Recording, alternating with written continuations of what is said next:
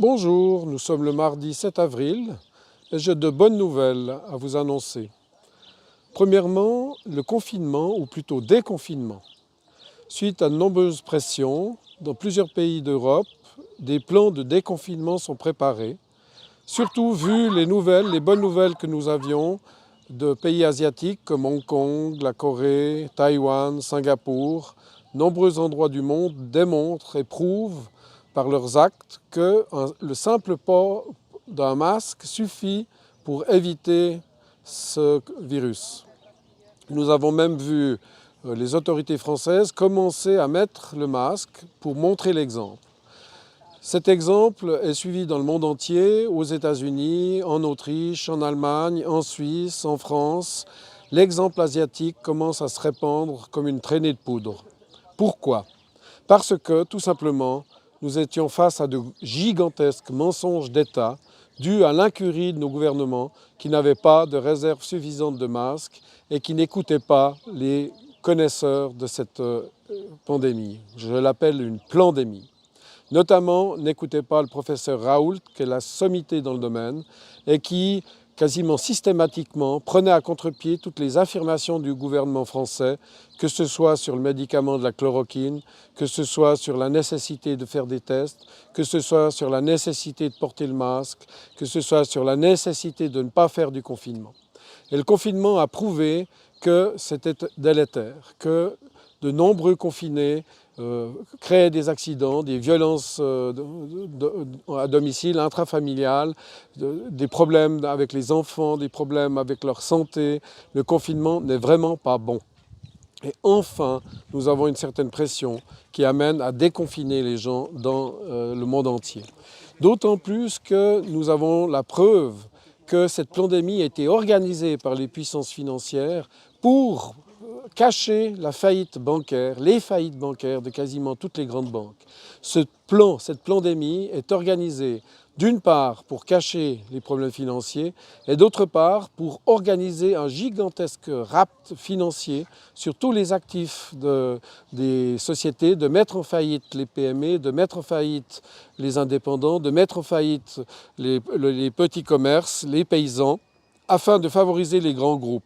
On le voit en Suisse notamment, où les petits commerces doivent être fermés, les indépendants doivent être fermés, alors qu'il n'y a aucune raison, et Hong Kong, Singapour le prouve, et favoriser les grands groupes, favoriser les multinationales qui continuent à répandre leurs produits qui sont dénaturés, trafiqués, trop raffinés.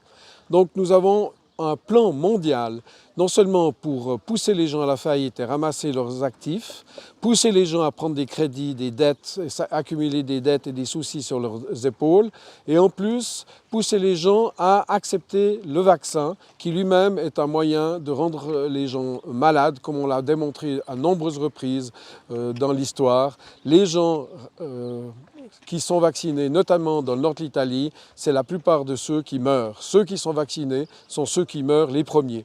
Et c'est une démonstration, et il suffit de regarder l'histoire de la grippe espagnole, c'était la même chose. Le vaccin n'est pas le produit miracle comme on veut nous le vendre avec des institutions soi-disant sérieuses comme l'Institut Pasteur ou des grands laboratoires qui ont un intérêt financier à gagner des milliards sur votre dos.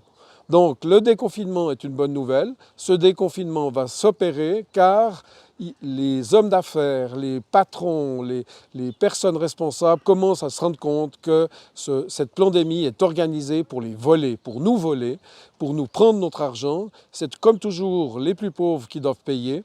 Et je demande aux Français, notamment, de ne pas tomber dans le piège d'un plan qui a été rédigé notamment en 2012 par le Bundestag allemand, qui a prévu une pandémie. Et dans cette pandémie, il est prévu qu'il y ait des guerres civiles, qu'il y ait des violences.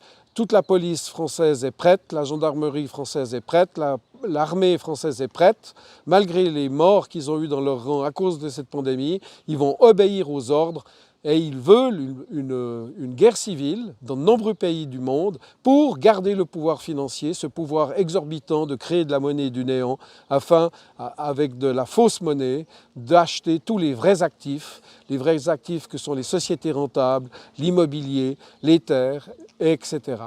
Ne tombez pas dans ce piège, acceptez cette belle nouvelle du déconfinement, mais lors du déconfinement, s'il vous plaît, résistez à ces pulsions de guerre civile, organisons peut-être des tribunaux populaires pour mettre ces responsables devant leurs méfaits criminels, c'est des criminels en bande organisée, ils ont fait une tentative manquée d'escroquerie mondiale, tout était planifié, tout était organisé, ils ont répété cette pandémie au mois d'octobre l'année passée sous les ordres de Soros, de Bill Gates et de grands multimilliardaires qui voulaient faire une opération de bluff, de poker. Leur poker a raté grâce notamment à un héros qui est le professeur Raoult, grâce à sa chloroquine, grâce à tous ces conseils. Suivez les conseils des connaisseurs, de ceux qui savent que cette escroquerie mondiale est ratée, nous allons être déconfinés, réjouissez-vous, ne tombez pas dans le piège de la violence, mais organisez-vous pour faire des tribunaux populaires